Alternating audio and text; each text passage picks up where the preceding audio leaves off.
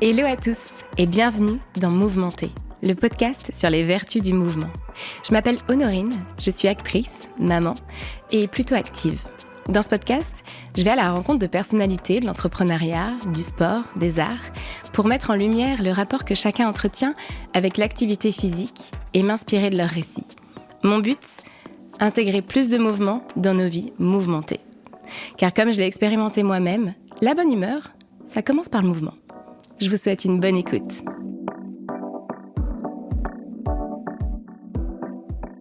Pour ce nouvel épisode, j'ai l'immense plaisir d'accueillir une artiste talentueuse et une entrepreneuse passionnée, Orsan. Du haut de ses 24 ans, Orsan est déjà titulaire d'un master en entrepreneuriat et management. Mais avant tout, il y a la danse qui coule dans ses veines depuis toujours. Un fil rouge qui la suit partout. Car son enfance, elle l'a passée dans pas moins de 5 pays différents. Suisse, Suède, Russie, Chine et France. La salle de danse devient donc sa maison, partout dans le monde. 16 années de conservatoire classique, avec la danse comme ancrage, comme langage universel. Et puis, l'urgence de créer, ce besoin viscéral de s'exprimer, qui se traduit aussi par la musique, car Orsan chante et joue de la guitare.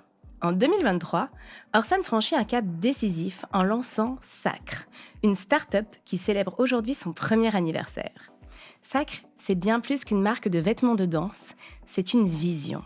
La première marque de juste corps en fibres recyclées, inclusives et personnalisables. Un nom qui résonne avec le sacre du printemps, ce ballet emblématique qu'elle affectionne tant et qui fait écho à l'univers de Pina Bausch, une autre de ses inspirations. Orsan partage avec Bausch cette volonté de démocratiser l'imparfait, d'accueillir tous les corps, toutes les singularités. Sacre, c'est l'alliance de la technique et de l'éthique. Des fibres issues de nylon recyclé et de fils de pêche, une fabrication européenne et des matières gainantes incroyables qui épousent le mouvement. Des justes corps conçus pour la danse, mais pensés pour la vie de tous les jours et même pour se baigner.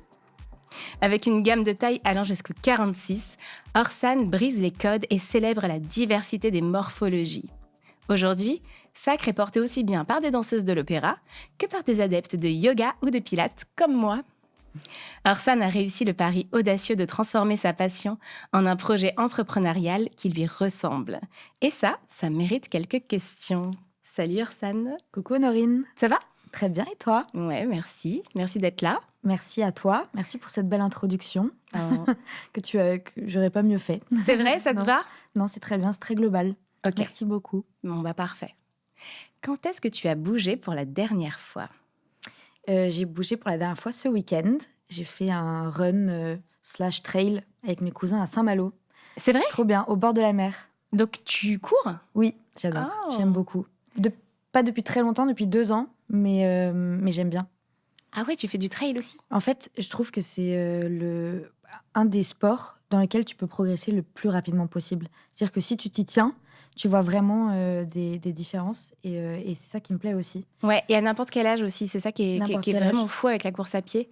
Et peut-être même le trail encore plus.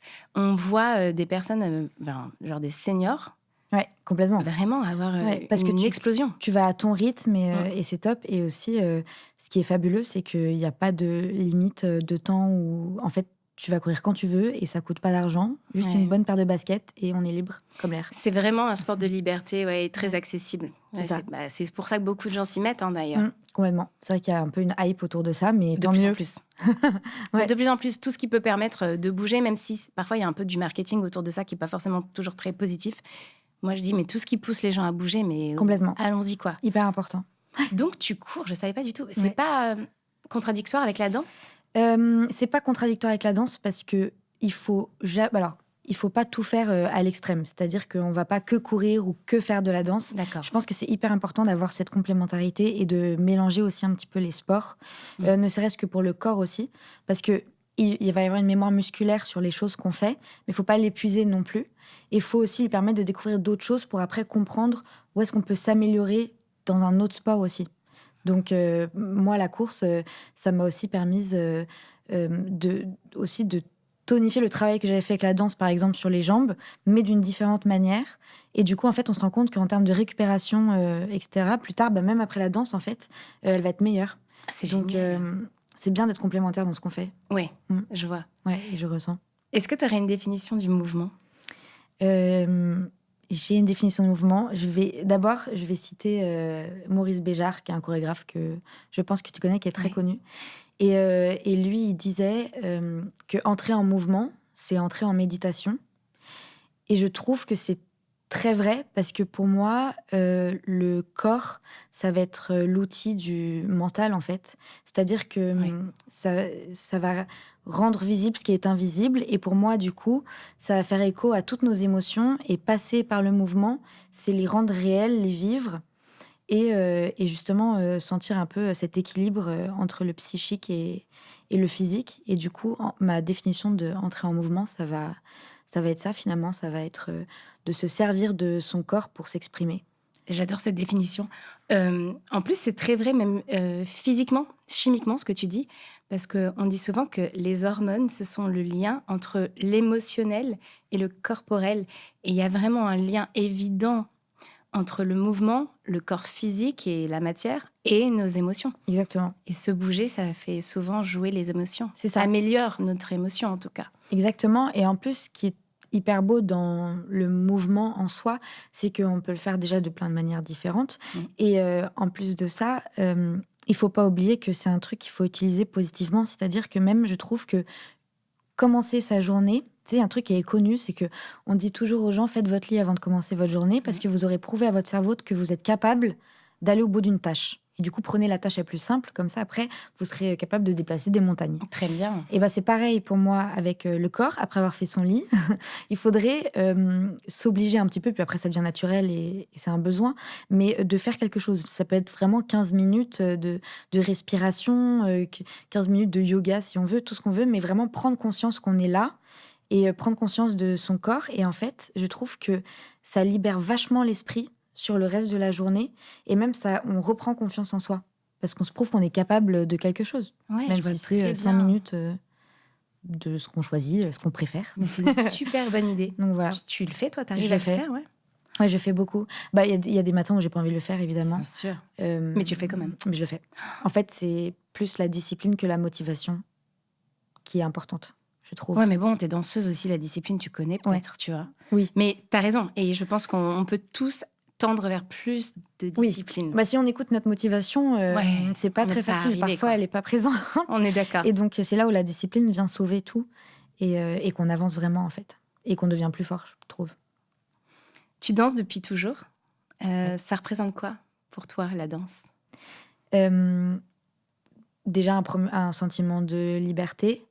Je trouve que c'est un moment, un endroit où un peu toutes les frontières sont enlevées, dans le sens où je peux sortir de... Enfin, j'ai pas besoin d'être moi sur l'instant T. Je suis vraiment juste quelque chose qui danse, qui a pas vraiment de nom ou quoi que ce soit. Et du coup, je trouve ça beau de se sentir libre même de soi-même. Il y a une forme comme ça d'infini. Et comme tu disais très bien dans ton introduction, la danse pour moi aussi, c'est ma maison, entre guillemets, parce que avoir comme ça vécu dans plein de pays, alors c'est une chance immense, mais parfois on a besoin de s'accrocher à quelque chose, parce que les cultures étaient tellement différentes. Oui. Moi, je suis enfant unique, donc j'avais pas non plus un frère ou une sœur avec qui je me disais, bon, tous les deux, on part au milieu de l'année de la Russie pour aller en Chine. Pas grave, on rentrera ensemble dans l'école, dans la nouvelle école. Bon, là, c'était pas le cas. Et du coup, moi, je savais que première chose que ma mère faisait quand on déménageait, c'est qu'elle m'inscrivait au conservatoire de la ville. Et comme ça, moi, j'avais tout de suite ce point d'attache. Et donc, voilà, mon rapport à la danse, c'est vraiment chez moi, quoi. C'est une partie de ma personnalité, finalement. C'est intéressant, c'est dingue. Voilà. Comment tu décrirais la sensation du mouvement en danse classique ? La sensation du mouvement, elle est hyper intéressante en danse classique. Je pense qu'on la retrouve aussi dans d'autres sports, mais on va avoir cette notion de contrôle. C'est hyper dur, la danse classique. Et c'est marrant parce que souvent... C'est bien que tu le dises. Ouais. Oui, parce que les gens vont voir des ballets ou des choses comme ça et on se dit, elle danse, ça n'a pas l'air hyper dur en soi. Et en fait, c'est... C'est dur et c'est des sacrifices de malade. Ouais. Et non, mais il faut le dire, c'est vrai. Complètement. Donc ouais. Et oui. Et encore, pour celles dont c'est vraiment... moi, je fais d'autres choses à côté, mais celles dont c'est le métier, c'est très difficile. Enfin, pas mal de sacrifices. Mais Ouais, tu disais, je te demandais sur la sensation du mouvement, tu me disais c'est beaucoup de contrôle, voilà. c'est ça? Donc, à la fois énormément de contrôle, puis en même temps, on a envie justement de montrer le beau et le parfait. Donc, il faut bien se contrôler pour aller au bout de son mouvement. Ouais. Mais en même temps, il y a vraiment un grand laisser-aller, je trouve, dans la danse classique. Et du coup, c'est toujours un jeu entre contrôle et le paraître du doux. Donc, il y a une espèce de forme de résistance qui se joue constamment. Et c'est un travail que je trouve profondément intéressant. Et c'est un travail que d'ailleurs, c'est le travail principal en fait pour tous les chorégraphes et danseurs, c'est de trouver cet équilibre entre vraiment je me laisse aller et en même temps il y a cette technique derrière dont je dois avoir le contrôle et que je peux pas lâcher quoi. Tu sais que ça me fait vraiment penser à mon métier parce que quand tu es comédien, tout l'enjeu, c'est ce que j'allais dire. d'effacer la technique Ouais. et de faire paraître facile ce qui ne l'est pas. Et je compare ça, tu me diras si ça te parle, cette image, c'est du mouvement d'ailleurs. T'es sur un fil, en fait, c'est un truc de funambuliste, quoi. C'est toujours un équilibre à trouver entre Tout à fait. ton savoir-faire, ta technique, et en même temps le lâcher-prise et Le naturel. le naturel. Ouais. Ah mais non, mais oui, complètement. Dans ton métier, je pense que c'est vraiment ça, parce que toi, tu veux sortir de ton texte, tu vois. Exactement. Une fois qu'il est en toi, que tu as incarné un nouveau personnage, etc., bah, il faut le faire vivre, ce personnage, et tu peux pas te concentrer sur le texte pendant que tu es en train de le faire. Mais toi, tu peux pas te sortir d'une choré, par exemple. Tu es obligé de rester... Enfin, moi Non, aussi, je suis mais- obligée de rester dans mon texte. Tu me Ouais. verras, c'est une partition. Oui, c'est ça. Bah, comme tu dis, c'est vraiment, tu es sur le fil, Ouais. finalement. Donc, Il c'est y a des hyper similarités intéressant. dans notre Ouais, métier. J'adore. complètement. C'est vrai. T'as un souvenir sur scène pendant que tu dansais, un moment qui t'aurait particulièrement marqué? Oui, complètement. J'en ai J'imagine. un. J'en ai un parce que justement, quand j'étais petite, du coup, mon rêve, c'était de voir les filles à l'Opéra de Paris, etc. Et comme je vivais pas en France, pour moi, c'était même pas une question forcément de rentrer au ras de l'Opéra parce que, D'accord. enfin, j'allais pas être à Paris à 11 ans pendant que mes parents vivaient en Russie. Enfin, pour moi, ça aurait été, je pense, trop dur en fait à vivre. Donc bref, donc je dansais dans les pays où j'étais. Et je me souviens qu'en Chine, ma classe avait été invitée pour danser avec les premiers danseurs dans le ballet à l'Opéra de Shanghai, le Lac des Cygnes. Et je me souviens que j'étais trop fière parce que je me suis dit, bah moi aussi, j'aurais dansé à l'opéra. Bon, c'est à l'opéra à l'autre bout du monde. Ouais. Mais Et quand ce même. sont des Chinois qui dansent ou ce sont Ouais. des expats qui Non, dansent? là, ce sont que des Chinois. En fait, j'étais la seule française, enfin Bah oui. européenne, dans Dans mon le école. ballet? Ah, même Et dans dans le ton ballet. école? Mm. Incroyable. Ouais, ça, c'est ouf. Donc, C'était trop bien. la seule petite blonde dans C'est ça, toutes les exactement. danseuses. Exactement. Et c'était T'avais trop quel cool. âge? J'avais 11 ou 12 ans. J'avais 12 ans. Donc, t'as performé le Lac Ouais. des Cygnes à 12 ans. Ouais. Mais c'est C'était dingue. dingue. Peut-être que j'avais plus, peut-être que j'avais 14 ans. Bah, entre Ouais, mais t'es les toute deux. petite, Ouais. quoi. J'étais petite. Et c'était vraiment un souvenir de fou. Et j'en ai Il y rêvé a une pendant photo, il longtemps. me semble, de toi sur Oui. Insta, ouais, Exactement. dans le Lac des Pendant Cygnes, à cette Shanghai. performance-là. D'accord. Tout à fait. Meilleur souvenir. Ah ouais, j'imagine. Enfin, j'en ai d'autres, mais très bon souvenir. Et je trouve qu'il y a quand même un truc, une espèce de mythe autour de la danse. Pourquoi, selon toi, la danse classique est si unique et intemporelle pour les gens? Je pense, alors déjà, unique, parce que c'est une des seules disciplines qui est à la fois de l'art et du sport. Parce qu'on voit souvent la danse comme de l'art avec les ballets, mais du coup, ça reste, c'est aussi catégorisé comme sport. Ok. La danse, ça existe, c'est au JO, par exemple. Bon, c'est nouveau que ça soit aux Jeux Olympiques, C'est mais nouveau, ça d'accord. existe. Donc voilà, donc c'est vraiment un art et un sport, donc ça, c'est très unique, et je trouve ça aussi fabuleux, du coup. Ça Et l'est, ouais. aussi, je pense qu'on va avoir cette notion, concernant la danse classique, du répertoire. Donc Casse-Noisette, le Lac des Cygnes, il y a un héritage historique extraordinaire. Aussi, je trouve que la danse classique, il y a quelque chose qui fait aussi rayonner la France quelque part, tu vois, où on a vraiment justement ce fameux répertoire, l'Opéra de Paris. Donc Bien sûr. tout ça, je pense que ça reste un peu unique dans la tête des gens. C'est iconique. Et c'est ça. Franchement, je pense qu'il y a vraiment de ça. Et le côté intemporel, pas seulement la danse classique, mais la danse en général, c'est vraiment langage universel, en fait. Ouais. On peut parler avec, finalement. Et ça dépasse tout. Enfin, ça fait des millénaires qu'on danse pour exprimer des choses. J'allais te demander, parce que la danse classique, ça a été finalement, je crois que c'est Louis XIV, enfin bref, c'est assez récent. Mais tu penses qu'on a toujours dansé? pense que quelque part, au tout début, quand on n'arrivait même pas forcément peut-être à s'exprimer avec la voix ou quoi que ce soit, on faisait des mimes, des mimiques, tout ça. Je suis sûre qu'il y avait des mouvements. C'est ça. J'en suis sûre. Parce que la musique ne devait même pas exister, je me dis, tu vois. Ouais. Mais c'est tellement naturel. On le voit avec les enfants. C'est tellement naturel de se mettre à danser. C'est comme si c'était un des premiers mouvements que l'homme faisait, quoi. Complètement. Et ça, grâce à la musique aussi. Et je pense quand comme la tu musique... dis, les enfants... Ah bah oui. Ouais. Bah toi, ta fille, je pense que quand tu la vois danser... elle danse de façon très, très, très spéciale. Hein. Elle ne sera pas danseuse étoile. Hein. Mais oui, bien sûr. Mais oui, complètement. Et tu vois, il y a un chorégraphe que j'adore qui s'appelle Mehdi Kerkouche, français, qui fait plein de choses vraiment géniales. Il a repris le boléro récemment, mais d'une manière très moderne. Wow. Et lui dit que justement, il aime chorégraphier des chorégraphies de groupe parce que pour lui, il faut qu'on récupère cette unité, tu vois. Et la danse, elle sert vraiment à ça. Je trouve qu'aujourd'hui, dans nos sociétés, on est hyper éparpillés, on se tire beaucoup la bourre, il y a beaucoup de choses horribles qui se passent. Et la danse, justement, c'est ce côté intemporel unique où elle va servir justement à réorganiser tout ça, de faire passer un message d'unité. Et qu'il faut qu'on se serre les coudes et qu'on avance ensemble, tu vois. Ça me plaît beaucoup. Tu connais Sadek ? Oui. Je trouve que j'adore ce qu'il fait. C'est un chorégraphe, pour ceux qui nous écoutent, qui travaille beaucoup avec les mains. Ouais. Enfin, je sais pas, je vais pas le résumer à ça, ce serait dommage. Mais non, mais c'est un truc. Vous avez forcément vu son travail. Il a fait l'équipe de Shakira. Il a fait des choses, des chorégraphies incroyables avec le haut du corps, quoi. Et il y a vraiment, je trouve, cette idée d'unité dans son travail. Ouais. Et en plus, lui, c'est tellement rythmé, etc. Enfin, en plus, lui, il est très proche de ça. Ouais, c'est magnifique. Mais je me demande, tu sais, des fois, je fais mon pilates et je me dis, mais ça doit faire tellement mal, les gestes qu'ils doivent répéter tous les jours avec les bras que tu ne dois jamais lâcher. C'est l'envers du décor, je pense. Mais bon, comme toi, quand tu vas réciter un texte pendant 28 heures d'affilée, je pense qu'au bout d'un moment... c'est du travail. Oui, surtout quand tu es au théâtre et que tous les soirs, tu répètes le même texte, des choses comme ça. Bien sûr. Mais la beauté de la chose, comme tu dis, c'est qu'au théâtre, tu peux jouer la même pièce 4 soirs d'affilée, ce sera jamais la même. Ouais. Et en danse, il y a ça aussi qui est très beau, je trouve. Ouais. Le spectacle vivant. Oui, exactement.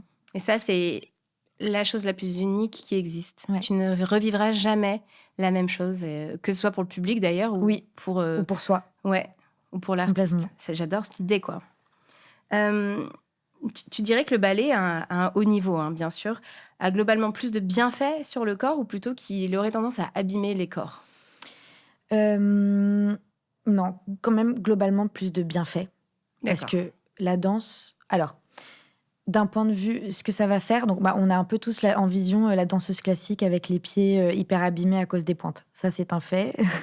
c'est véridique. Ok, donc c'est vrai.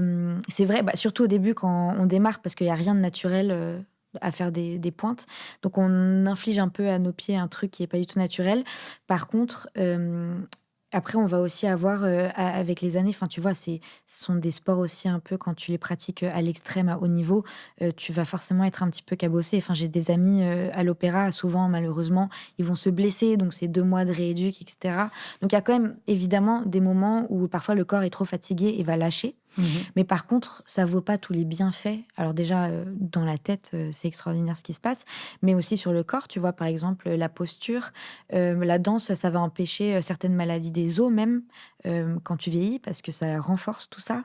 Incroyable. C'est hyper global comme sport. C'est un peu comme la natation. On dit que la natation, c'est très complet. Hyper complet, ouais. Et donc là, pareil, et aussi la respiration. Apprendre à respirer de la bonne manière, mais on se rend pas compte, mais c'est utile pour tout. Et donc, mais encore une fois, on a cette similarité. La respiration, c'est la base pour un comédien, quoi. Ah, mais c'est sûr. C'est très intéressant. Oui, j'avais jamais fait j'avais jamais fait le parallèle entre le métier de danseuse et le métier d'actrice. Qui, je pense, est hyper proche finalement. Parce qu'en plus, vous, votre corps aussi, c'est votre outil. Oui, complètement. En fait, c'est tout simple. Donc en fait, c'est ça. Nous, on n'a pas besoin de faire des pointes, mais bon. Mais non, globalement, non, il y a des énormes bienfaits, c'est sûr. Mais j'ai déjà vu des professeurs qui étaient quand même un petit peu cabossés après toutes leurs années de... C'est pas facile. Ouais. Mais c'est pour ça aussi que la retraite est assez jeune quand on est professionnel. Bien sûr. Comme tous les sports, finalement. Ouais, tout à fait. Ou les militaires. Ouais. Oui, c'est vrai. Quel rapport. J'ai vu que... tiens, on va changer de sujet. J'ai vu que tu étais fan de moto. Oui. Non, mais j'adore cette idée de t'imaginer sur une moto, quoi. T'as eu ton permis à 18 ans, je crois ? Exactement. Incroyable. Tu conduis... Attends. une BCA Gold Star 650. BSA. Ah pardon, excuse-moi, une BSA. Ouais. C'est une marque, c'est ça? C'est une marque. Ok, je la connaissais pas celle-là. En fait, c'est une marque qui était plutôt à l'époque de nos grands-parents, qui a arrêté d'être commercialisée à partir des années 70. Et là, ça y est, ils recommercialisent ces motos, et du coup, évidemment, modernisées. Donc toi, c'est une nouvelle que tu as? Et donc, c'est une nouvelle. Ouais. Et avec gros, un look un peu justement traditionnel, un peu triomphe, un peu c'est ça, un look, exactement, un peu triomphe. Ça ressemble vraiment à ça. Mi-triomphe, mi-Royal Enfield. Waouh, tout ce qu'on aime, bien sûr. Et t'as aussi une petite 125? Oui, une petite Suzuki, une Suzuki. Une van. Oh là là! Avec les énormes pneus. Je vois. Ouais, elle est trop chouette. Donc tu te déplaces vraiment en moto tout le temps? Ouais, sauf l'hiver, on en parlait tout à l'heure, c'est un petit peu relou. Puis en plus, moi, je suis hyper frileuse, donc je prends le métro dans ces moments-là. Métro l'hiver, et dès qu'il fait beau, tu sors à la moto? Ouais. C'est pour ça que moi, je suis plutôt en scooter et vélo. Sinon, j'adorerais être en moto, mais... Ouais. Mais même toi en scooter, finalement, c'est assez pareil. Mais tu vois, tu vas tellement plus vite. Tu prends les quais, etc. Enfin, tout dans Paris, c'est fabuleux. Tu vois, on parle de mouvement. Là, c'est du mouvement. Et c'est vrai que se déplacer, pour moi, en scooter, en vélo aussi, mais c'est pas trop la même chose. Mais en scooter, ça te donne une liberté. Et le mouvement devient plus rapide. Tu peux faire plus de rendez-vous par jour et tu ne dépends de rien, complètement. En fait. Et c'est un mouvement qui me plaît beaucoup, moi. Et en plus... Puis c'est du pilotage, j'aime bien, tu vois. Est-ce que toi, tu as... Et ce truc où, du coup, évidemment, tu contrôles parce que tu es sur ton scoot, etc. Mais moi, il y a aussi ce truc de... En dehors de la ville, pouvoir aussi faire de la moto en campagne, etc. Donc là, c'est vraiment une liberté folle parce qu'il y a la nature qui entoure aussi. C'est le côté de te dire que, du coup, tu es concentré sur la route, comme toi sur ton scoot. Mais par contre, ce qui se passe, c'est que ton inconscient, lui, il continue à réfléchir à fond. Et je trouve que c'est le moment où je réfléchis le plus sans savoir que je réfléchis. Oui. Et il y a un taf de fou qui est fait derrière, dans sa tête. Et parfois, je trouve des solutions à des petites problématiques en 2 secondes, quoi. Exactement. Moi, ça me fait ça. C'est exactement ça.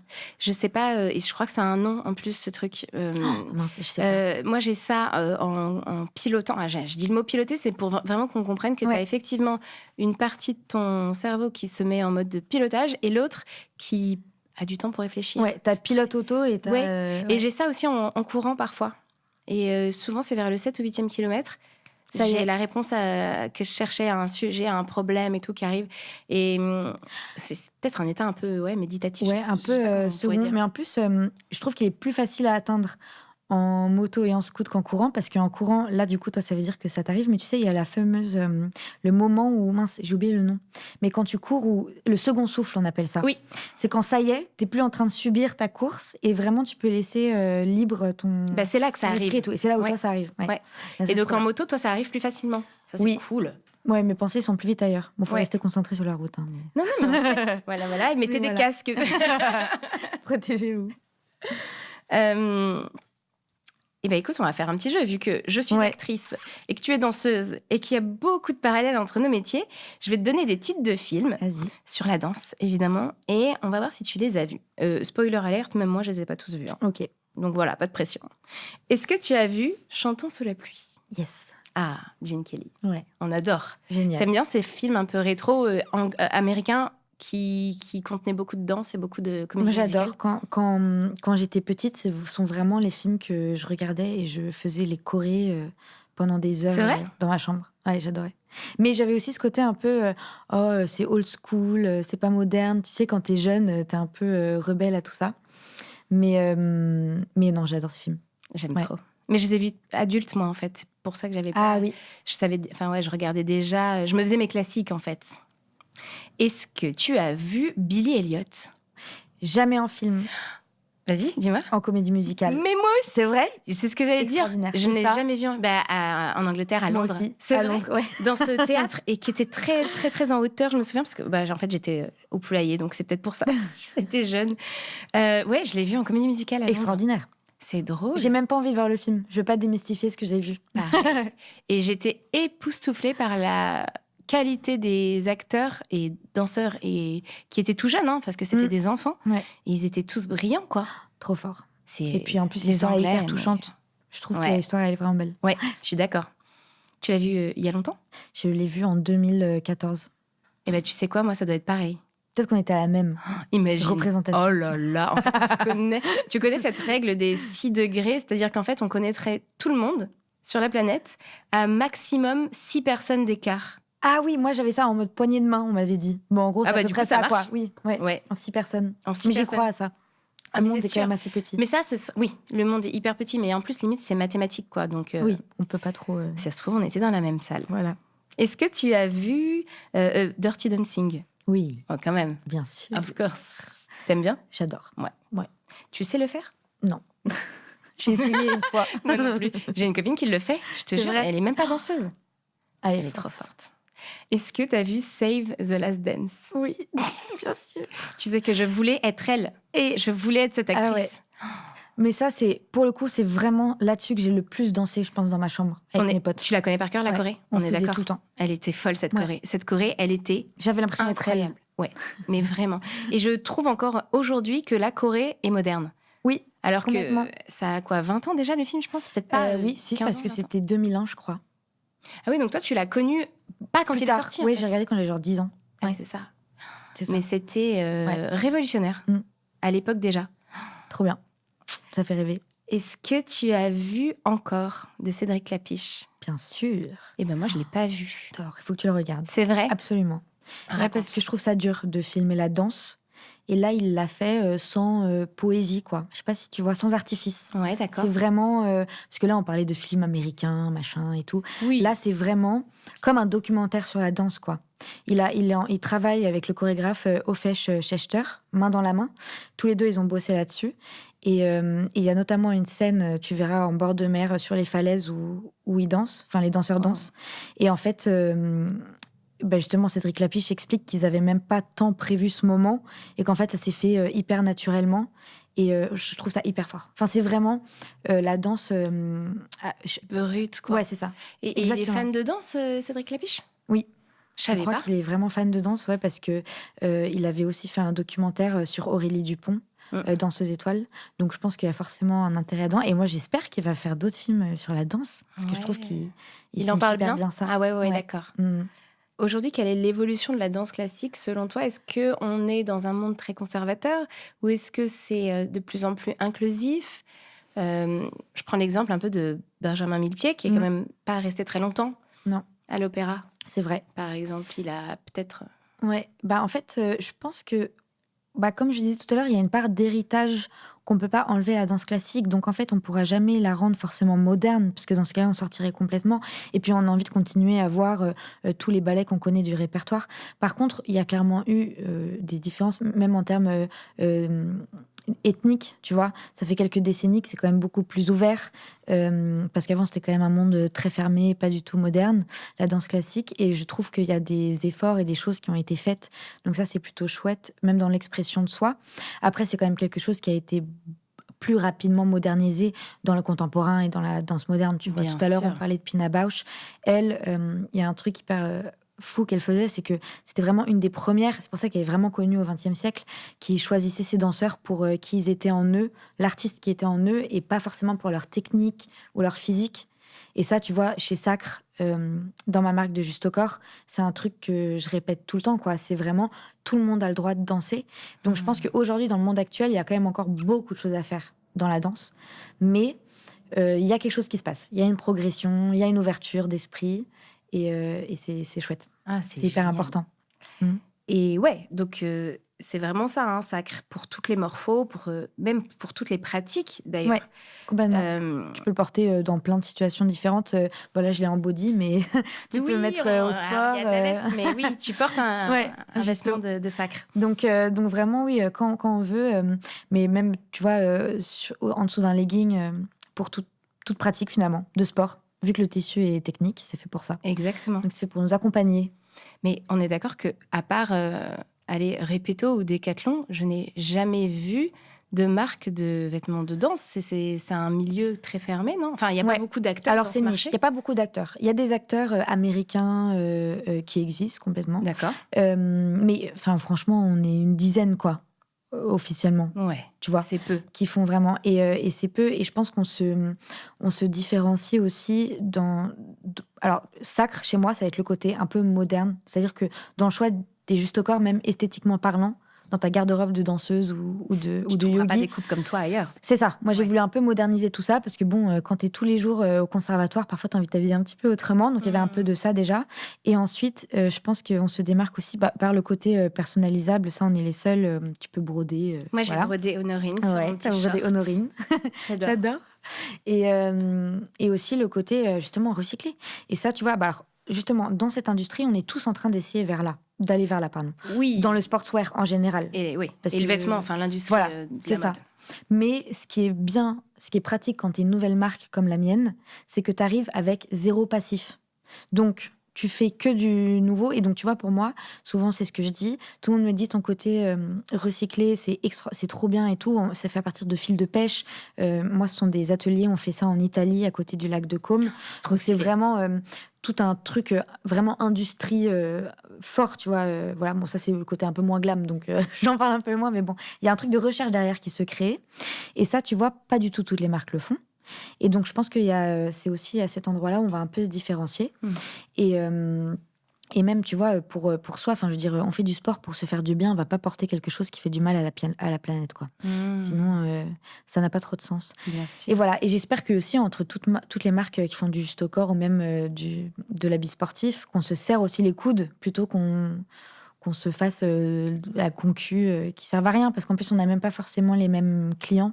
Mais c'est Donc, ça. C'est très niche ce que ouais. tu fais toi. Et puis en plus, un vêtement, un vêtement de sport, on peut en avoir plusieurs. Toute l'utilité du monde. Il y a pas de complètement. Il y a pas de concurrence. Aujourd'hui, il y a 40% des personnes qui portent des habits pour la vie de tous les jours, activewear, tu vois. Mais qui vont même pas aller au sport. Il y a des gens qui enfilent un legging et qui vont pas aller au sport dans la journée. Je plaide coupable. Mais attends, c'est hyper confort. Justement. Mais c'est sûr. Mais il y a un moment où faut pas qu'on finisse tous en jogging, quoi. Faut intégrer le mouvement dans nos vies, comme tu dis. Voilà, ouais, c'est ça. Mais habillez-vous, s'il vous plaît. Mais tu fournis des conservatoires, non, je crois. Oui, complètement. Donc ça veut dire que c'est quoi? C'est dans Paris, il y a des conservatoires d'arrondissement dans Paris où tu as les petites filles qui sont habillées en ça. J'ai commencé par celui où moi j'étais pendant un moment. Et en fait, c'est trop cool parce que je suis allée les voir à leur spectacle de fin d'année. Donc tous les jours, ça veut dire qu'elles viennent habillées en sacre. Enfin, c'est leur uniforme. Et c'est lequel de Juste Corps, le Davia? Bah non, justement, on l'a fait que pour eux. C'est-à-dire qu'elles l'ont dessiné avec moi. Elles l'ont nommé d'après leur professeur. Donc là, par exemple, en l'occurrence, il s'appelle le Natalia. Et c'est un juste au corps que moi, j'ai jamais mis sur mon site et tout, et qui vraiment leur appartient, qu'on a dessiné ensemble. Et en fait, elles ont adoré aussi cette idée-là, tu vois, et qu'elles aient pas un justo imposé. Mais c'est magnifique comme idée. Ouais, c'est trop bien. Et je suis allée à leur spectacle de fin d'année, et vraiment, j'avais les larmes aux yeux, quoi. La boucle était bouclée. Enfin, c'était fou de voir mes juste au corps sur des filles qui... Enfin, j'étais à leur place il y a 5 ans, quoi, en train de... Donc, c'est incroyable. Ça doit être hyper puissant. C'est ouf. En vrai, enfin, pour moi, c'est un sentiment qui est extraordinaire. Et en plus, ce côté un peu personnalisable où tu peux littéralement le dessiner avec moi, c'est trop chouette. Parce que nous, notre juste au corps, c'est un peu comme le maillot de foot d'un footballeur, tu vois. Exactement. T'es fier. Bien sûr. Donc, autant en avoir un qui te ressemble. Mais bien sûr. C'est hyper important. Et qui soit aussi hyper adapté à toi. Tu vois, là, toutes les filles me disaient, c'est trop bien, il y a une brassière intégrée. Avant, il y en avait, elles mettaient des soutiens-gorge sous leur juste au corps. Mais t'es pas bien du tout. Enfin, mais bien sûr. On parlait tout à l'heure de libérer le mouvement, etc. Se sentir en mouvement, c'est apporter quelque chose de seconde peau où t'as pas à réfléchir à ce que tu as sur toi. Exactement. Faut se concentrer que sur ce qui se passe... dans ton mouvement. Oui, c'est ça, penser à être en mouvement, à faire ce que tu fais, quoi. Pas comment t'es habillée. Non. Trop bien. Hyper important. Pourquoi, à ton avis, la danse peut être bénéfique pour quelqu'un qui voudrait mettre plus de mouvement dans sa vie? En fait, déjà parce qu'on parlait tout à l'heure de la course. Je trouve que la danse, c'est pareil, on peut commencer à n'importe quel âge, n'importe quel moment. C'est vrai? Bah, je sais qu'il y en a plein dans leur tête qui se disent « Bon, si j'arrêtais la danse classique à 10 ans, je peux jamais reprendre parce qu'en plus, c'est un certain niveau, etc. » Mais en fait, c'est totalement faux. C'est complètement possible de commencer maintenant et il faut y aller. Et justement, tu vois, moi, je trouve que ça se démocratise de plus en plus, la danse. Et même la danse classique à Paris. Déjà, c'est le 2e sport le plus fait par les femmes. Mais non. Le plus pratiqué. Ouais. Alors, on va avoir beaucoup des danses modernes, etc. Mais la danse classique, ça commence aussi. Et tu vois, nous, ben justement, moi, comme je te disais, bon, je veux démocratiser le juste au corps, offrir une gamme de tailles qui n'existait même pas avant. Donc ça, c'est hyper important pour que tout le monde puisse danser. Et donc, justement, mon but, c'était d'aller au bout de ça. Et donc, tu vois, là, j'organise maintenant des masterclass de danse. Alors, seulement à Paris pour l'instant, où tu viens, tu vas prendre un cours de danse avec une fille de l'Opéra de Paris. Et par contre, c'est fait aussi pour les débutants. Et la dernière fois, j'avais une fille, c'était le premier cours de danse classique de sa vie, et elle a 32 ans. tu vois. C'est Et elle a incroyable. adoré. Et elle est venue, du coup, aux autres masterclass. Mais Et- c'est génial, parce que tu vois, ma prochaine question, c'était justement ça. Comment, quand tu es novice et adulte et que tu veux te remettre à la danse, Ouais. enfin non, on va dire te mettre à la danse, Ouais. comment tu fais? Parce que je connais les studios de danse à Paris, souvent c'est des pros, et c'est très impressionnant. Oui. Ouais, c'est Donc impressionnant. la Et puis, en masterclass, plus, c'est une bonne solution. c'est pas mal parce qu'en plus, tu sais que c'est vrai, la danse, souvent on a l'impression que c'est un cursus en année scolaire. Tu sais, parce que les filles, elles y vont genre une fois par semaine et t'as l'impression que tu vas arriver, le groupe est déjà fait. C'est vrai ce que Peut-être tu dis. qu'elles sont en train d'apprendre une choré qu'elles ont commencé il y a 2 semaines. Mais moi, ça me l'a Donc, fait, ça, d'arriver au milieu de la Corée. Et Voilà, tout. c'est ça. Et ça, je comprends que ce soit stressant. En plus, si tu veux commencer la danse, c'est pas hyper l'ambiance, enfin c'est pas facile, mais par contre il y a quand même du coup nous dans nos masterclass, c'est ponctuel, donc c'est vraiment pendant 2 heures on repart de zéro, juste on découvre la danse et on danse. Trop bien. Ça passe par plein de choses différentes. Et il y a aussi d'autres écoles, Dance Floor Paris. Je crois que j'en ai déjà entendu parler. J'adore, eux c'est top. Eux typiquement tu peux vraiment aller prendre un cours et arriver sans qu'il y ait de choré. Ou au centre de danse du Marais, pareil, ce sont des cours à la carte, tu peux aller découvrir. Mais nous nos masterclass on les fait là-bas, au centre de danse. Orsan, on arrive déjà à la dernière question du podcast. C'est passé à une vitesse folle. Hyper rapide. Ah ouais. Qu'est-ce qu'on pourrait souhaiter à Sacre et à toi pour l'avenir? Tu voudrais faire des collabs? J'adorerais faire des collabs avec...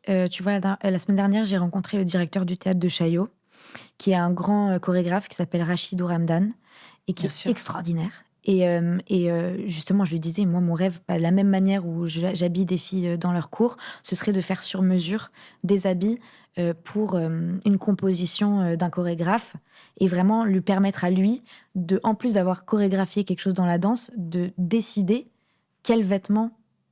tu vois, pas juste d'en acheter un, de le créer vraiment, une co-création de A à Z.